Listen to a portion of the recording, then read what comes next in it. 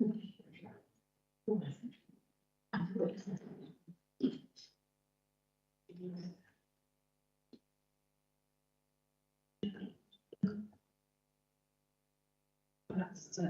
afternoon, ladies and gentlemen, and welcome to today's additional meeting of the Prosperous Overview and Scrutiny Committee. Today's date is Wednesday, the 22nd of November, and a later time of 2:30. We'll go straight into the agenda. So, do we have any apologies for today? Jonathan? Apologies, Chairman, from Bernard Williams and Charlotte Atkins. Okay, thank you. Are there any others that we're aware of? No? Okay. Item 2, are there any declarations of interest for today's meeting from members? If we go through the agenda and you feel that you need to declare, make sure that you do when we get to that agenda item, please.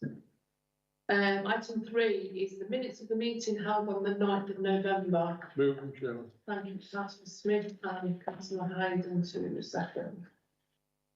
It's just to confirm I can hear. We can hear you, Councillor Smith. I'd say please. Okay, so we'll get into the meat of today's meeting. Item 4, which is the Staffordshire History Centre update, and welcome Victoria and ladies. It's all ladies today. So welcome over to you, Victoria.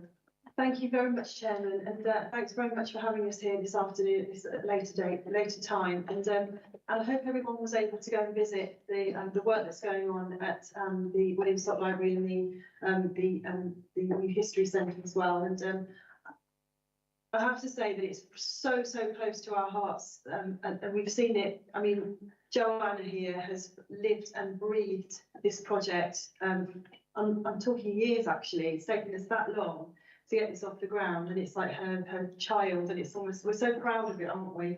So I hope that you enjoyed it as well. And I think we're going to show you a video shortly, time-lapse video. So should we do that first? Yeah, that's fine. Let's see the screen.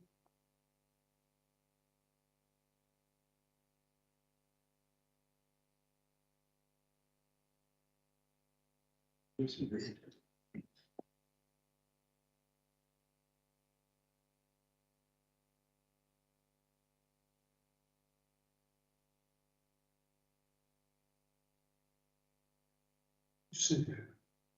see you.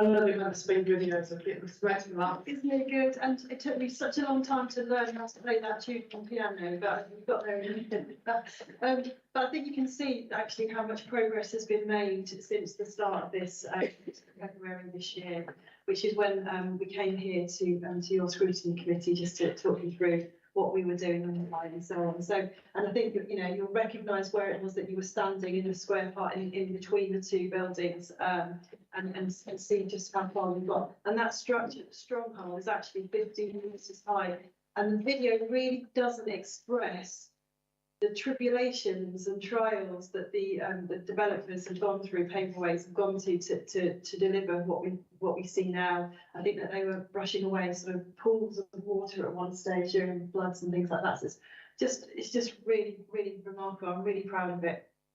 So just going backwards to when we started, as you know, we started building. I think was it in February? Yeah, 1st of February we started the build. The 4-storey extension, 15-metre tall concrete extension for the strong rooms, as you've seen today. You've seen the video. I hope that you would be able to share that video in your networks, because we want people to be as enthused about this history centre as we are. After all, it is somewhere for everybody in Stafford and even wider to come along and have a look at the rich history that we have here in Staffordshire. You'll have seen the William Salt Library as well, and the modern glazed entrance that's linked the two buildings once the glass is actually in there, and that's going to showcase the museum, the archives and the William Salt Library collections. And the construction is due to be completed next summer, with the actual opening in late 2024. We've shared a lot of this information with groups around the county. We've done events in Lichfield Library, doing various things there, history study days at Chasewater Innovation Centre, and we also did along Eastgate Street. We've done walking tours as well. I think that stopped last month after Halloween. So that history centre project has been made possible because of a grant of nearly £5 million from the National Heritage Fund. The total cost of the project is nearly £10 million. That's very substantial. So the work is on programme. It's progressing very well. You'll have seen the strong room floor slabs have been fitted up to the 3rd floor now, and we're joining them onto the existing strong rooms, awaiting the method statement for that. As you've seen, the courtyard roof is on, the drainage is complete, and plasterwork's also begun. Work, as you've seen, has already started in the William Salt Library building with repairs to stabilise the structure and to repair the floors and windows. And we did have some fun with the floors. One that under the floorboards was just soil, and I think we had to go through all sorts of different organisations to make sure it was safe for us to continue work on that. And that took quite a long time. We've reached an agreement with the landowner on the adjacent site to allow us access to the strong rooms, because we were having difficulty getting our staff to be able to park there and to get in there. And we're having regular catch up and comms so that we can let them know what it is we're doing, so people come along for the ride with us, if you like. We're doing a lot of work digitally. We're procuring a new website and a digitisation of the 1948 aerial photos. We're still awaiting sign-off. Well, we've got the time-lapse video now, as you can see. There's so much more going on in terms of interpretation and evaluation. We've got the silent exhibition that was running last month. Object and document selection for the curated wall display that Joanna identified to you along the back wall. That's nearing completion. We found an FCC coat of arms that was actually on the side of the existing building, which it's huge, and I want it, but I'm afraid I can't have it, and we have to put it out through the proper channels. But there are 2 of them. One's going to be added to the museum collection, and the other one I think is probably going to be bid for and sold somewhere.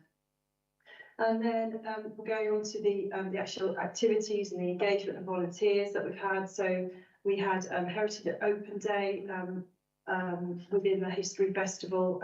That was quite successful with 68 or more people attending. As I said, we did the first walking tour of Eastgate Street. That was really well received as well. We've done quite a lot of testing with schools for the exhibitions as well. And we're very positive about where we are on this. We are going to continue to ask you to come and have a look at the site and hopefully be there once it's opened as well. I think pretty much that's it from me, but if you have any questions, we'd be very happy to answer with the help of my beautiful experts. Ladies, have you got anything else you wish to add, Jo? Just want to say thank you again for visiting the site. It's Victoria said, it's been sort of 10 years from the initial idea to actually getting the project off the ground. As well as without the Heritage Lottery funding, we couldn't have done it without the County Council's support and commitment, not just the funding, but as you saw when through the tour, there's a lot of other people that supported us: property services, comms, finance, legal. You know, this is a whole team project, as well as obviously the archives and heritage team. So I do think it will have a really significant impact in the town. In the events that we've done in the summer, there's been lots of enthusiasm, particularly from families, which is an audience that the Archive and Heritage Service didn't really engage with before. I think you had some information from my team members about how many people we've managed to reach over the summer working with our library service. So I really think it will make a difference, not just to Stafford, but to across the whole county. And there'll be, lots of really significant outcomes, not just for the collections, but for the people that we'll be able to work with and make a real difference to. Ladies?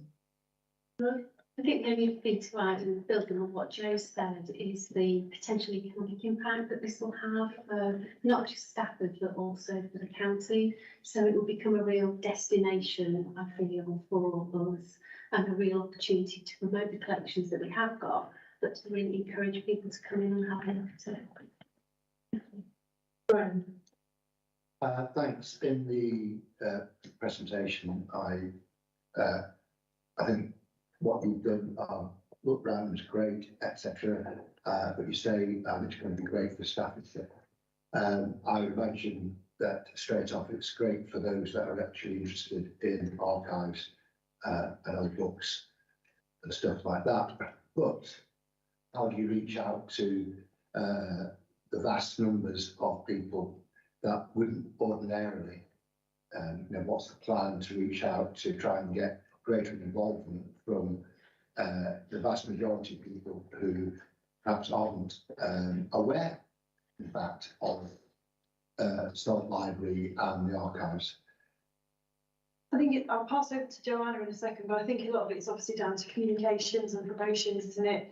And I think over the last few years, we've seen that there are those people who are interested in history in Staffordshire and archives. They're already signed up to it. There's a lot of interest from those who are interested in it. But I think because this is all part of the regeneration of Eastgate, and this is a fantastic story for Staffordshire, this is where our comms will come into it. But I'm sure Jo can say more about it. Yeah, it's partly the comms. We'll be appointing a marketing consultant to help us really push that before opening. But I think it's also the activity plan that runs alongside it, which we've also received funding from the Heritage Fund for. That's going out across Staffordshire, going to libraries, working with schools, going out to schools in all parts of the county to talk about what we can do with the History Centre, because it's not just about straightforward history. People are interested, in industry or in art. And our collections are really wide ranging. Social history, history of women, and local community history as well. So whilst we've got to have a centre somewhere, and obviously want people to visit the History Centre, we will still be reaching out through our engagement programme, as we have been doing in the last couple of years. Yeah, I raised the point earlier when we were in the centre about why were we not having a box of history that was going to put behind.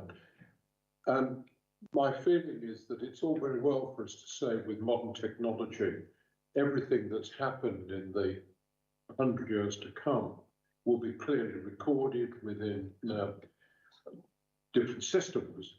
But one also has to remember that Lichfield District Council can't open its planning applications from 25 years ago.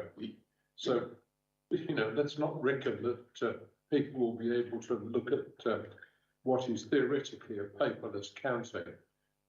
If we haven't got a hard copy explanation of what Staffordshire was about in 2023, 24, 25. And that's there to be opened in 100 years' time. That hard copy, providing that people in this country are still speaking English, and I hope there will be, then they're going to be able to look at the history as we saw it at this particular moment. And I don't think we should rely on electronic communications, whatever they may be, because things will move on. It won't be the same in 100 years' time. You only have to look at the fact that I was brought up on 78 10-inch records, and now I have a little thing that I stick in my car, and it puts my entire jazz collection of 5,000 tracks onto my system in the car. So, well, you know, we can't bank on things being the same. Hard copy is going to be something that we need to do, and I really think that we ought to look at having a magic box to be opened in 100 years' time. Well, great idea. I think there is no comparison to vinyl, first of all. I'll just put that out there.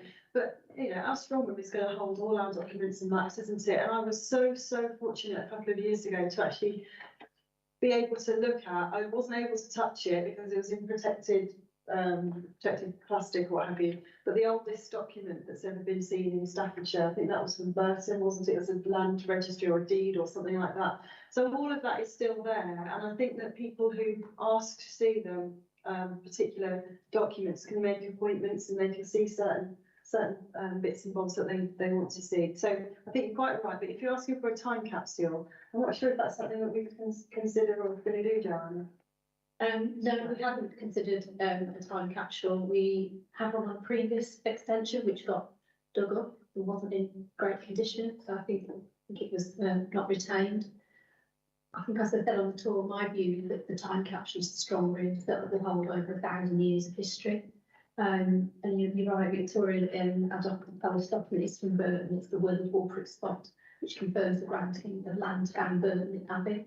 And children and adults alike are amazed at how robust it is, as we say, compared to digital documents, which don't always last as well. That's still freely available, and anyone can order that and look at it. So yeah, we're firmly focused on the strong room being our time capsule, and the exhibition space and the public access space has been how we share that information. We do incidentally have capacity to take digital documents. That's as a sector and a service that we work on. It's not easy to preserve digital documents, but there are strategies, and there's also technology to help you to do that. It's challenging, but it's something that we are able to do as a service. I think the time capsule's a great idea. I think you should look at that, ladies. I think it'll be great, but don't let Victoria show it, because it'll be filled with people off this just for me, I think you've already touched on it. Communication is the key. We say this at every meeting about everything we discuss. If we can't get our message out there, then we might as well not bother. So, you know, it's as important to us as members to get the message out there to the people. And if that video can be shared, that yeah, because we haven't got that, that'd be great. No, I certainly haven't got it. So make sure you get that. We can put that out on our socials and stuff. I was going to say, the website, please ensure that it's not as clunky as the Staffordshire County Council one, because the very people that are going to try and be using it are going to want simple and easy, click here, click there, not have to go through layers and layers of whatever. Pages, yeah. Yeah. Really pleased that we managed to get the visit in today, because I think site visits are how you put everything into proportion and how you can see what it's going to be like when it's finished. And I think from everyone here, we can all see the end result, even though it's not finished yet. And I can't wait to go back into it once it's done. What else was I going to say? I think we're going to try and find either some photos or video, some video of what it looked like beforehand. And if we can get that, we'll bring that to the future meeting if that's of interest to you. Yeah, and when I spoke to the ladies at the library ladies, you know, anything that involves young people actually physically holding a book rather than one of these or an iPad when they're eating the dinner drives me insane. I would much rather see a child open a book and flick over pages than be addicted to one of these by the age of 2.5. Sam. I just wanted to say thank you because I missed the first meeting. I wasn't at the first meeting when it was first brought. So for me, it's all new. It was a lovely tour. I enjoyed it. And also the lady beforehand that we were speaking to, Sarah, she was saying that they were already networking and they were already going into schools and going into other libraries and they were already bringing that story out, weren't they? Yeah. She was a lovely lady and she was very, very informative in what she was telling us. So thank you for that as well. I'm telling you, the whole team is magnificent. I can't fault any of them. It's incredible. Even the questions, the very piercing questions from Councillor Hutton as we were wandering around, and they knew the answers to every single one like that. And it was, you know, as I say, They still need to get buried under this one. they've lived and breathed this project, and you know, there's a millimetre of that site that they don't know. So, you know, opportunity really to thank the whole archives team for everything they've done, and can't wait to see it come to fruition. Any more questions, members? They're going to be invited to the party. I'm sure we will. Yeah. Pippa.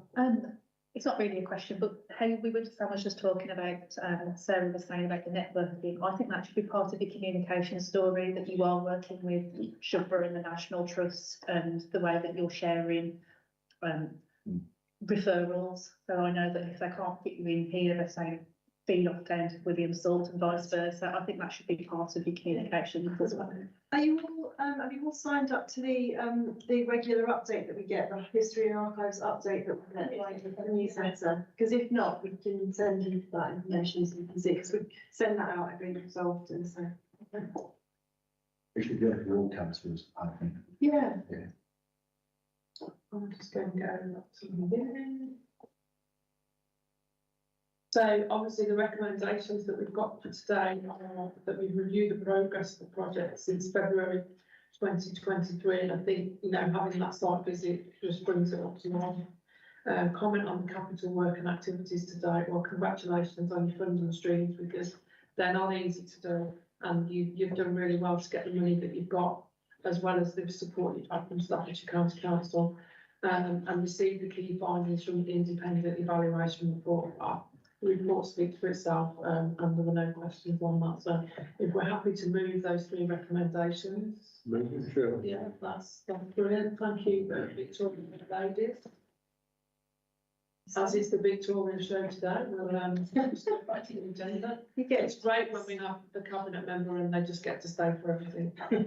So item 5 is the Staffordshire Libraries and Art Service performance 22-23. Victoria again. And just going back to what you were talking about before with children and bones, I mean, I expect I'll get to that point in a little while, but the summer reading challenge that we held here in Staffordshire was so phenomenally successful. And the refurb of Tamworth Library, we walked into Tamworth Library, it was buzzing with lots of children who, you know, mother was going, look, it's time to go now. And they didn't want to go, they were crying, oh, I'm going to stay and do the activities and so on, because it's such a beautiful, vibrant, you know, family-friendly place to go. So much more of the reading, that's absolutely what we're after. So just moving on then, the report that you have in front of you highlights how the Libraries and Art Service has recovered from the pandemic and how it's delivering a blended programme of physical and virtual activity to support our county council outcomes. We're asking you to note the performance of the Libraries and Art Service to support the delivery of Staffordshire County Council outcomes, to note the refurbishment of the library building projects so far and provide comment, and to provide comment on the overall direction of travel for the Libraries and Arts Service.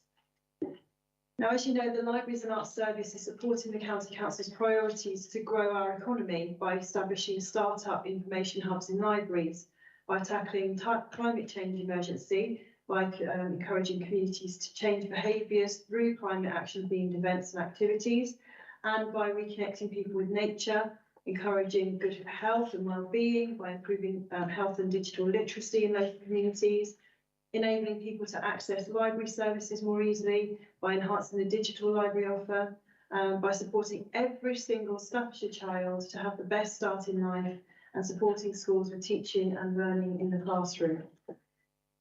Now, our Libraries and Arts Service is working with our strategic property and Staffordshire Moorlands District Council colleagues to update and modernise our Nicholson Institute, Leek Library, after a successful application to the District Council to the Government's Levelling Up Fund programme. A successful application to Arts Council England for Libraries Improvement Fund Round 2 will enable a refresh of the library offer at Burton Library.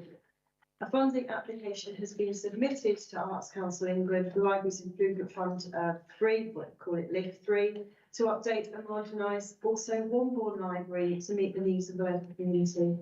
And as the Libraries and Arts Service looks towards 2024, the service will continue to develop the library offer based around the universal library offers highlighted in section 1 of your report, and which will help to support Staffordshire County Council's priorities.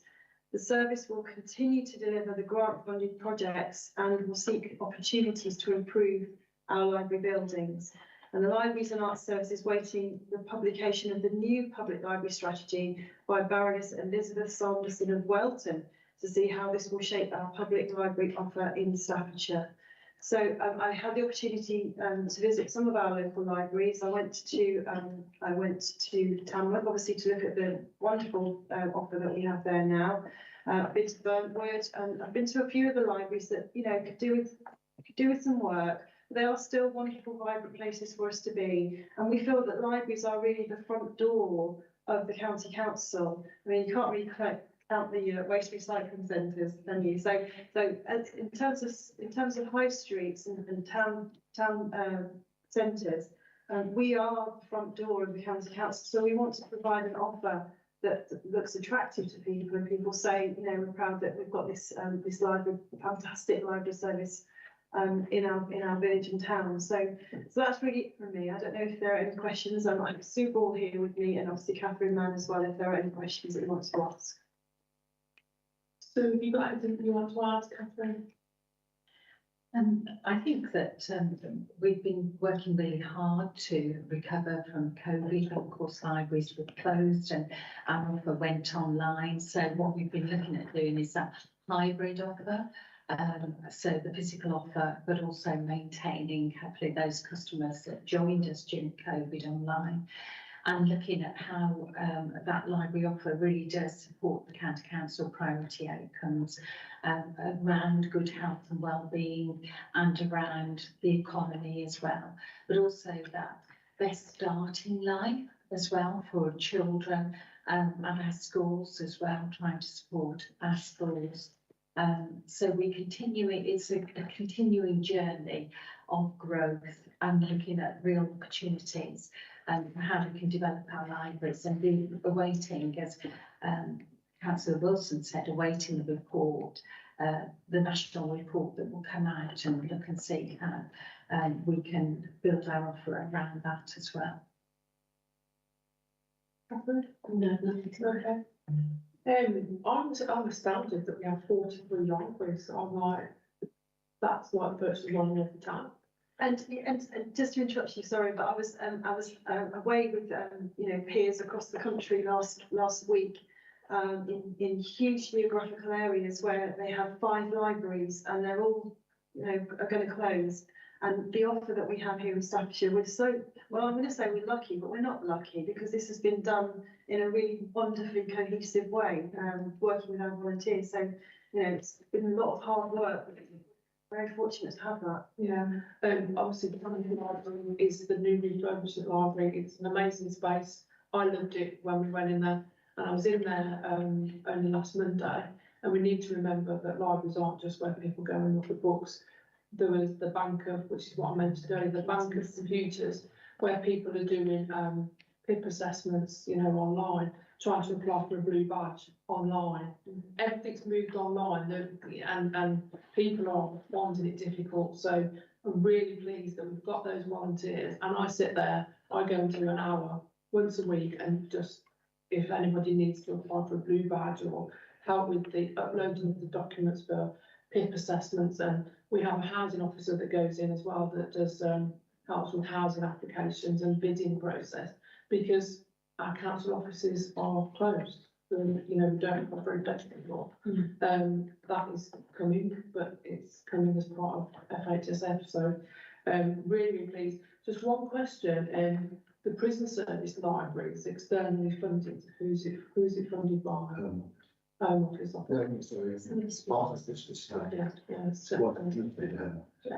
Thanks, Can I ask that you extract out of everything you've said about 3 lines? I'd like to cover about startup hubs. I'd like to cover the 43 libraries and anything else that you think the general public really ought to know about the success of Staffordshire Library Service. Because I want to use in my area, I would like to promote what obviously my local borough council has done, but particularly what the county council has done. And from what I've heard today, actually, and obviously I could go to Philip White for most of this. However, I think there's 3 things in that, particularly the 40.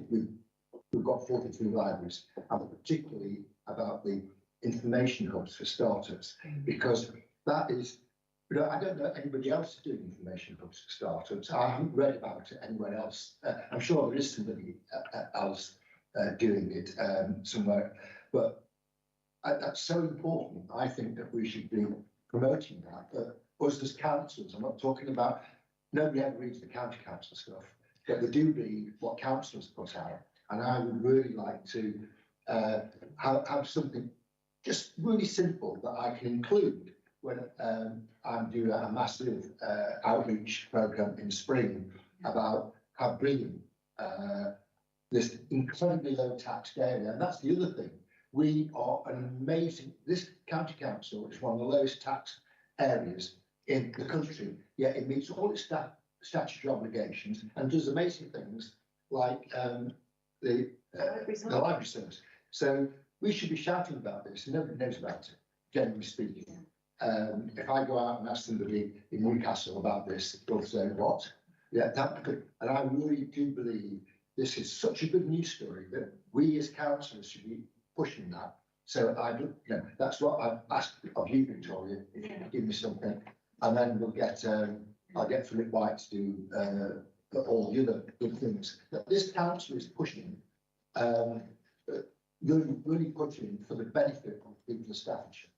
Thank you very much, Councillor Hudson. And you know, I think it would be quite easy for us just to put on a page some of the real achievements that we've done. And this isn't just local achievements. We are recognised countrywide for what we do. And you know, we have you know, the LGA asked to speak to people like Sue and Catherine to tell everybody what it is we do and how successful we are. Yeah. So yeah, I mean, I went to Purton Library recently, and there was a chap there who goes in every single weekday of his life, and he sits and reads the papers for a couple of hours. They bring in, you know, the broadsheets for him, and he sits there, and he's been doing that for years.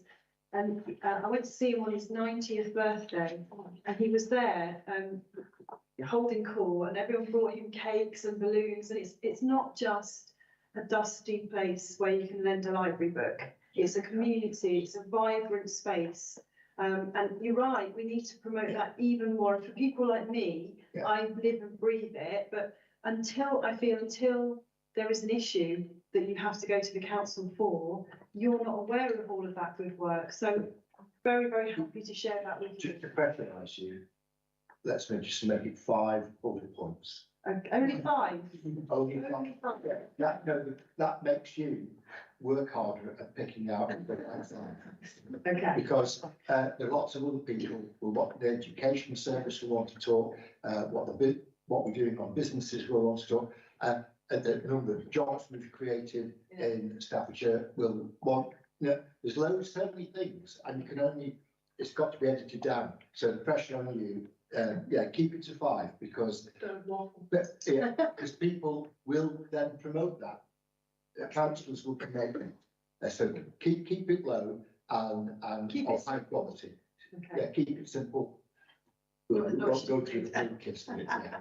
And I think, yeah, it's important as well to just highlight the fact that of the 43 libraries that we have, 27 of those are run by the community.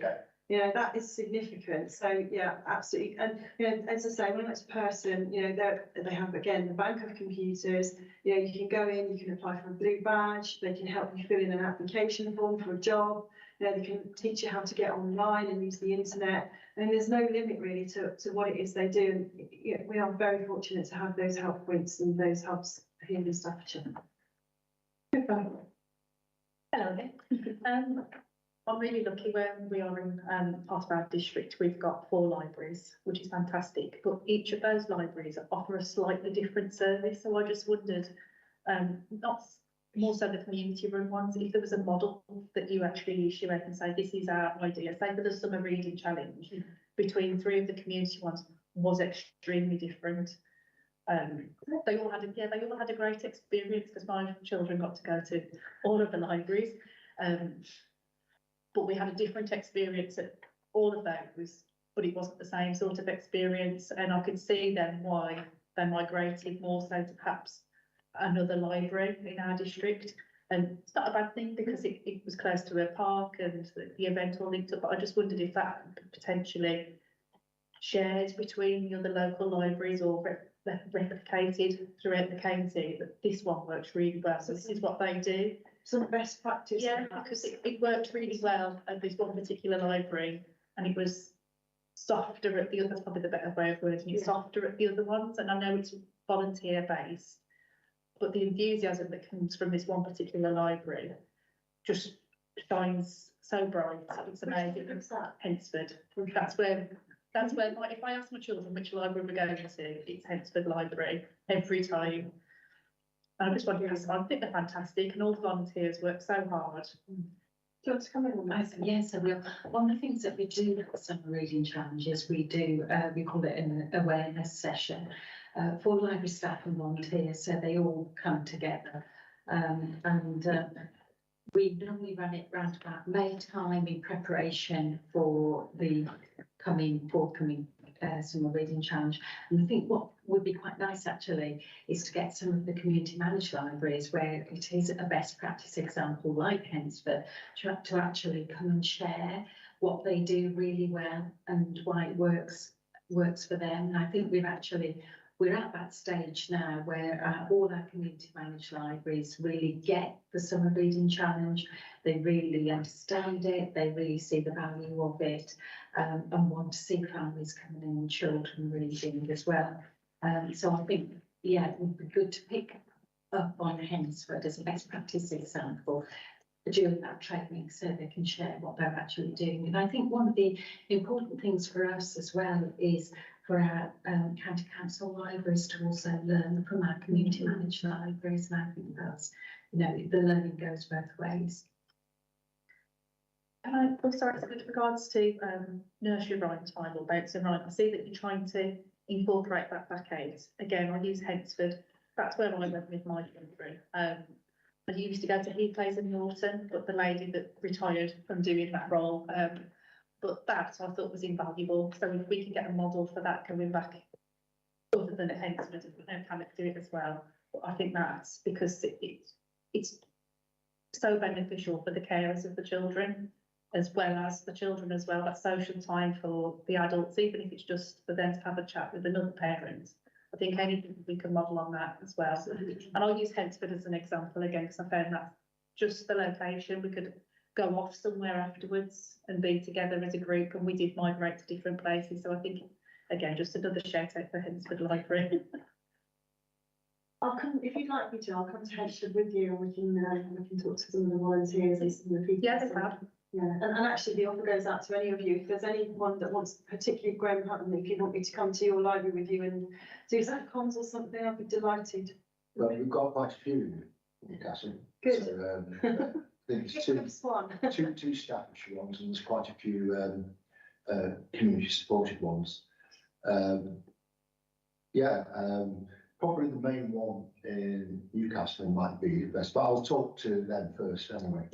Castle House, Yeah. yeah, that's a great library, yeah, I've been there. And talk to them and see what they'd like to do, because I wouldn't want to impose upon them. Yeah, so, but I'll ask. Thank you.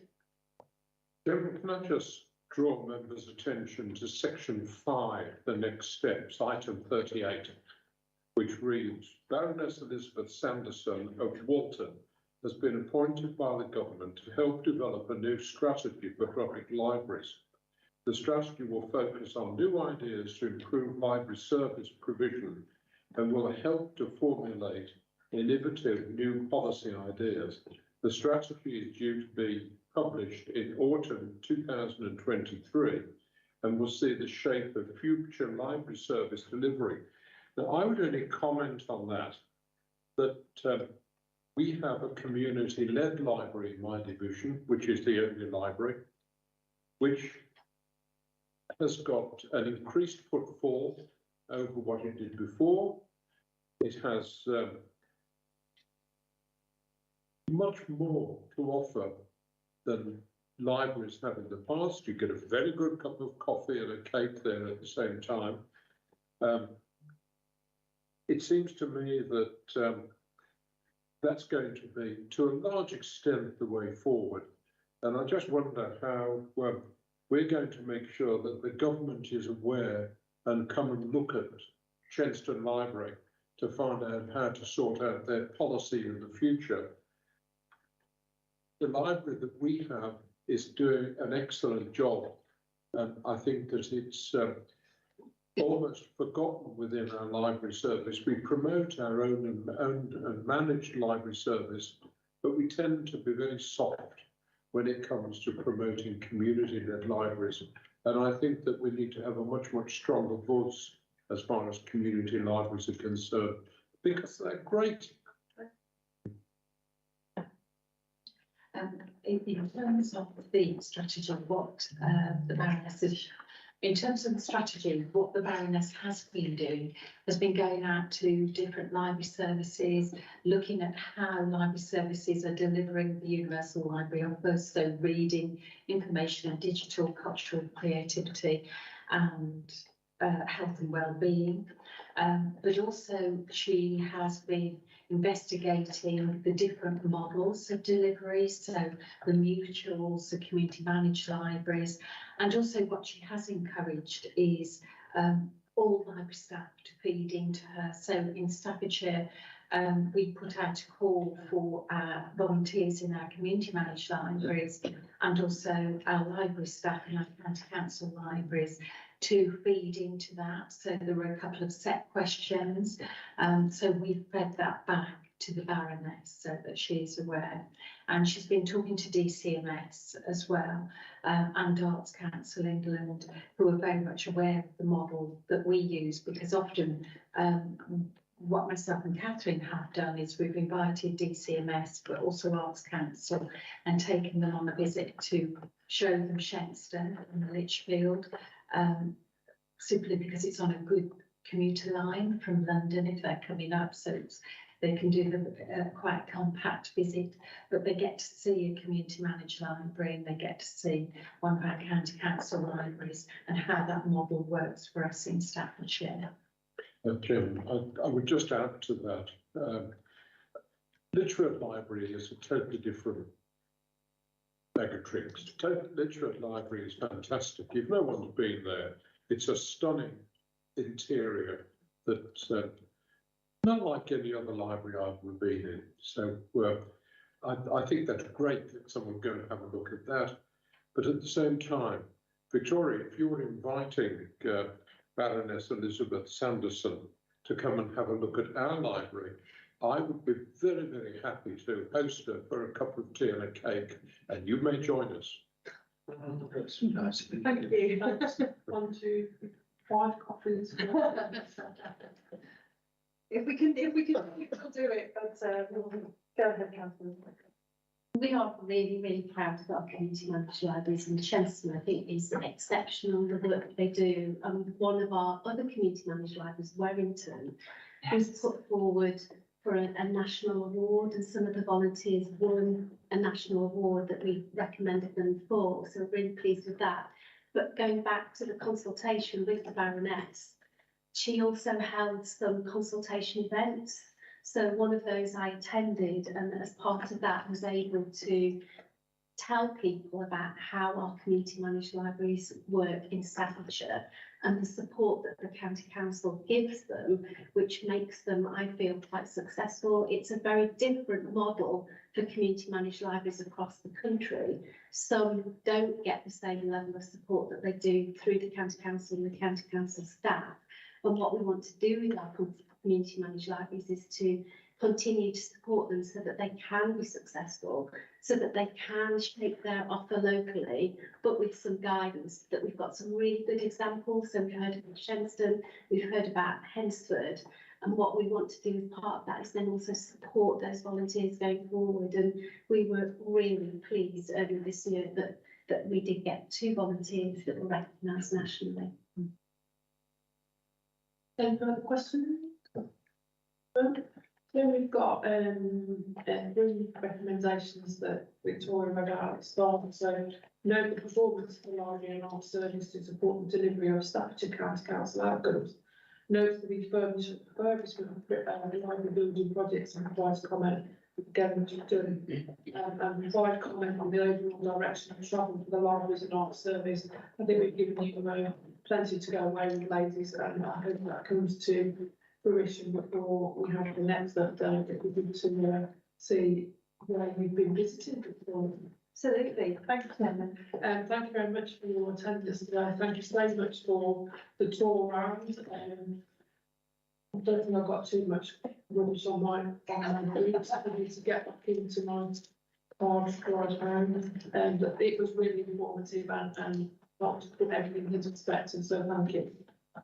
And you're free to leave. Thank you.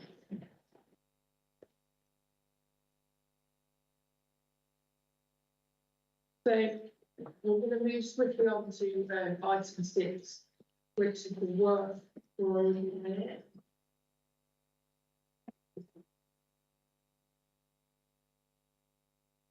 I'm going to hand over to John, and this is way better than I do when it comes to sorting out. It's a big list, and you can't put any additional meetings in between now and the end of the municipal year. So let me get to the right date that we're on. So we're on today. So the next meeting is the 13th of December. Do you want to just quickly run us through? And I've noticed that Darrell Ayres has joined us, so I'm sure he's got something he wants to say. His apologies for being late. Oh, that's okay. Can I make a plea, Darrell, about the next meeting? Can you ask the people that will be presenting to us to be very succinct and to the point in their presentation? Because we've got so much to go through. And actually, I much prefer a shorter presentation that's succinct, to the point. The reading, that's fine, we can read a report, but I do not want to be taken through a report that we've just read on screen. It's just a waste of my time. And so the plea to speakers is be succinct and to the point. Thank you. No problem. Jonathan, do you want to take us through? There are no items in green since the last meeting, Chairman. I was just going to highlight, as I said, a number of items on the agenda for both the December meeting and the March meeting next year. Yeah. You have a triangulation meeting scheduled for next week, and don't know whether you want to discuss potential for either one or a couple of these items to be subject to briefing notes rather than full reports. I don't know whether there's anything to go with that, but discussion with the cabinet members and Darrell should be able to shed some light on it. Okay. Obviously, Wednesday the 13th of December, it's an afternoon meeting again. Sorry, guys, we've changed it because it was the 21st of December. It's Christmas week. Anybody that's got a family and a home can't do meetings in Christmas week. But these afternoon meetings, these things still this. Yeah, I agree with you there, and I agree with the morning meetings for those that have to do school runs and things like that. So we've got the economic recovery, renewal and transformation 6-monthly progress report. That's important. That's really important. Digital infrastructure update, which can be a briefing note, I believe. I'll speak to Simon Tag next week. Same with climate change. Hang on a minute. Is Graham taken over as the chair? Review of schools' performance, Jonathan Price, high needs block. That item, Chair, is actually being considered by MTFS working group, so potentially there is duplication. We could take that on, but we'll discuss that. It's on at the minute. Local transport plans been taken off. Natural environment strategy, again, could be a briefing note from Simon, but we can discuss that. That's got Shaking his head. Right, okay. So Darryl is here at the request of myself and Jonathan, so I'm going to bring you in here now, Darryl. So the natural environment strategy is the county council's first environment strategy about how it protects and safeguards its environment, and it's getting signed off by cabinet in January. It's coming here on its journey to make sure you input to it. In particular, are the 10 priorities that are identified in that document the right priorities? So I think it's pretty important to discuss as opposed to briefing note, if you don't mind me suggesting. And it's already been postponed as well, so yeah, we need to give it the kudos that it deserves. Yeah. It's going to be a long meeting, so make sure you've got your coffee and your sandwiches. And then obviously the meeting after that is the 11th of January, 2nd of February and 28th of March.